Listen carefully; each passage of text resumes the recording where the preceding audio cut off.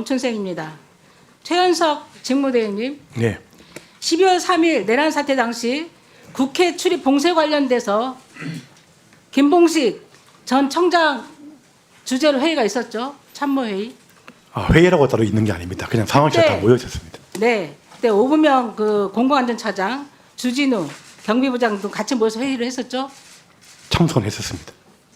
그때 대행님은 어떤 발언을 하셨습니까? 저는 그래서 그 국회 말씀드렸는데 봉쇄 관련돼서 얘기됐을 때 예, 어떤 발언을 하셨습니까? 저는 이 상황이 굉장히 민감하고 논란이 되는 상황이기 때문에 결정을 함부로 하지 마시라고 이렇게 말씀을 드렸습니다. 지난주에 그 행안위 질의에서 우리 용해인 의원님 그리고 신정훈 위원장님이 이 자리에 그 포고령의 위헌성, 위법성에 대해서 문제제기한 사람 있습니까? 물었을 때 나와서 얘기했었죠. 문제가 논란이 있을 수 있고 문제될 수 있다 취지의 발언을 했습니다. 예. 반대했다는 취지의 발언을 했습니다. 아니, 그러나 제가 받은 제보는 전혀 다릅니다. 포고령이 법률과 같아서 따르지 않으면 처벌받을 수 있다. 이렇게 해석을 했습니다. 그래서 이것이 김봉식 전 청장, 조지호 전 청장이 적극적으로 국회 출입을 봉쇄할 수 있는 명분을 제공했습니다. 이에 대해서 어떻게 생각하십니까? 그분은 다소 좀 오해가 있는 말씀인 것 같습니다. 저는 그렇게 말씀드린 적이 없습니다. 주진우 경비부장 나오셨죠? 예. 일어나 보십시오. 지금 직무대행이 저는 거짓말하고 있다고 보는데요. 그때 같이 계셨죠? 예, 현장에 직무대행 어떻게 얘기했습니까?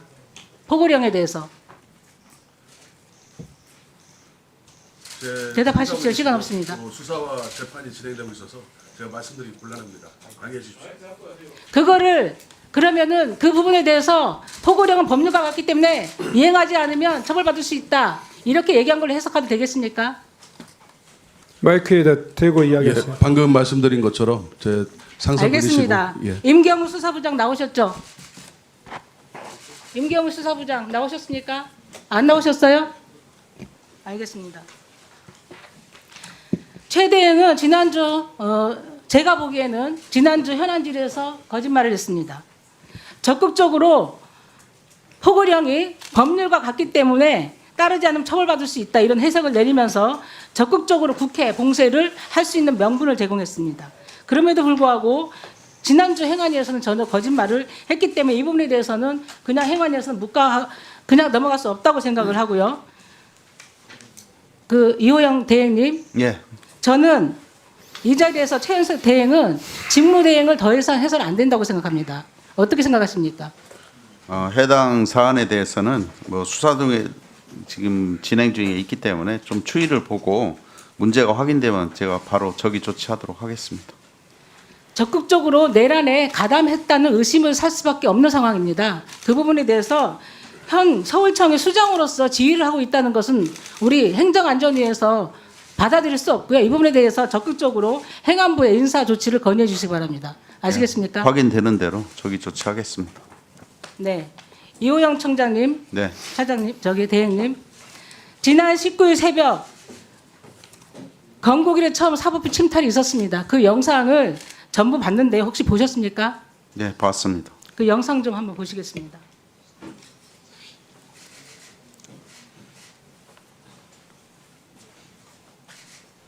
이들에게 맞아 피 흘리는 경찰관까지 목격됩니다. 이게 후문 쪽이에요. 근데 저 동그라미 원안에 있는 사람들이 수신호를 하죠.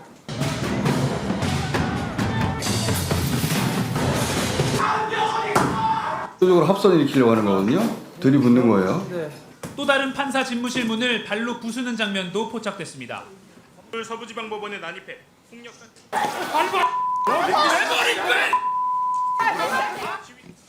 자, 어떤 분이 이거에 대해서 폭도라 단정 짓지 말라 그러는데요. 이거는 아주 조직된 폭력이고 폭동입니다. 그리고 그 행동이 굉장히 조직적이고 체계적이에요. 그 수신호 하는 사람 보셨죠? 수신호 하는 사람. 그 채증 됐습니까? 아까 영상에 수신호 하는 사람 보셨죠? 그러니까 확인을 그분의 해봐야 지휘에 될 것 따라서 그 사람의 지휘에 따라서 그때부터 폭력이 시작이 돼요. 그리고 판사들이 7층에 있는지 어떻게 합니까? 7층에 집무실이 있는지 어떻게 합니까? 그거는 바로 7층으로 올라갑니다. 그리고 관제실이 있는 곳, CCTV가 있는 곳, 서버가 있는 곳 다 찾아갑니다. 그런 그리고 거 포함해 증거 다 인멸을 수사하고 위해서 있습니다. 네. 생수기 정수통으로 그 서버에 물을 붓고 그게 다 증거 인멸하려고 해요. 굉장히 도지적입니다. 단순 우발적인 폭력이 아닙니다.